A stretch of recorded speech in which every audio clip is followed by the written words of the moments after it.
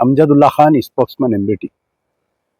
देखिए, 2 दिन कबल जो आंध्र प्रदेश के डिप्टी चीफ मिनिस्टर है पवन कल्याण का एक बयान मेरी नज़र से गुजरा जो एएनआई को दिए हैं उन्होंने।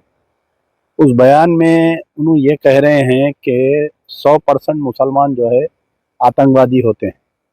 जब उनके ऊपर कश्मीर के ताल्लुक से बयान पूछा गया तो सबसे पहले तो हमारे पुराने शहर में एक कहावत है कि बच्चा बोला नहीं बोला, मुंह खोला तो बोला अम्मा मरो बाबा मरो। ये पवन कल्याण को जो है तारीख नहीं मालूम हिंदुस्तान की, और दहशतगर्दी की तारीख नहीं मालूम। अगर इस पवन कल्याण को तारीख मालूम रहती तो ये बेचारे ऐसी दीवानी अनाप शनाप बकवा नहीं करते। तो पवन कल्याण आए दिन जो है नरेंद्र मोदी और अमित शाह के दिल पे चढ़ने के लिए मुसलमानों के ताल्लुक से जो मुँह को आया वो बयाना दे रहे हैं। इसके अंजाम की इनको फिक्र नहीं है। इनको ये अंदाज़ा नहीं है कि जो भी मुसलमानों के ताल्लुक से लबकुशाई किया है उसका पॉलिटिकल डेथ होता है। अनकरीब उनकी पवन कल्याण की भी सियासी खात्मा होने वाला है। इनको ये नहीं मालूम कि गांधी जी को मारने वाला कौन था। उसका नाम था नाथूराम गोडसे। कोई मुसलमान नहीं था। गांधी जी से लेकर इंदिरा गांधी के मारने वाले का कोई मुसलमान नहीं था। जितने भी मॉब लिंचिंग किए जा रहे हैं ये पिछले जब से नरेंद्र मोदी की गवर्नमेंट आई है, ये सब के सब जो है ये हिंदू दहशतगर्द है।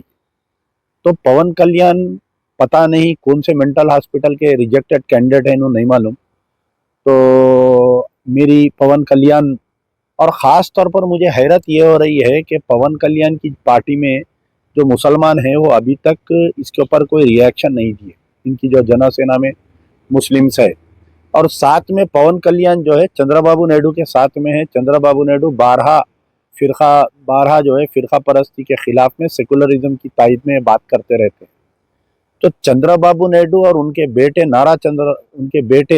लोकेश, नारा चंद्रबाबू नायडू और नारा लोकेश पवन कल्याण के स्टेटमेंट में एक भी बात नहीं बोले।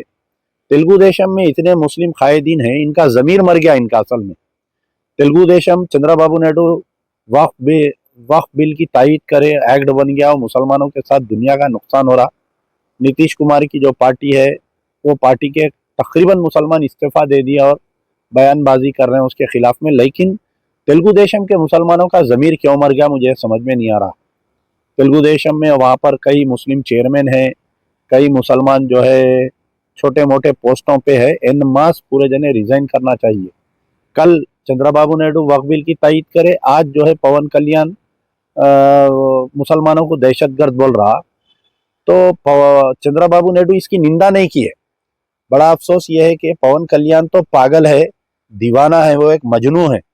वो ऐसे बयाना देते आ रहा है वो। तो तेलुगु देशम के अक़लियती कायदीन या तेलुगु देशम के सरबराह इसको कंडेम क्यों नहीं किए। और मेरी पवन कल्याण को ये लास्ट वार्निंग है। पवन कल्याण, तेरे को ये लास्ट वार्निंग है, अगर आइंदा तू मुसलमानों के ताल्लुक से अगर कोई लबकुशाई करेगा या दीवाने शाने बयानत करेगा तो फिर तेरे को सबक सिखाया जाएगा। तेरे को तेलंगाना में तो तेरे को कहीं पैर रखने नहीं देंगे हम, आंध्रा में भी तेरी ज़मीन तंग कर देंगे हम। तो बेहतर है कि तेरी ज़बान को हम खींच देंगे अगर आइंदा अगर मुसलमानों के ताल्लुक से ऐसे बयानबाजी करेगा तो। खबरदार, ये अमजदुल्ला खान की वार्निंग है तेरे को। हैदराबाद के तमाम मुसलमानों की, तेलंगाना के तमाम मुसलमानों की, आंध्रा के तमाम गय्यूर मुसलमानों की तेरे को ये वार्निंग है कि आइंदा ज़बान संभाल के बात करना चाहिए।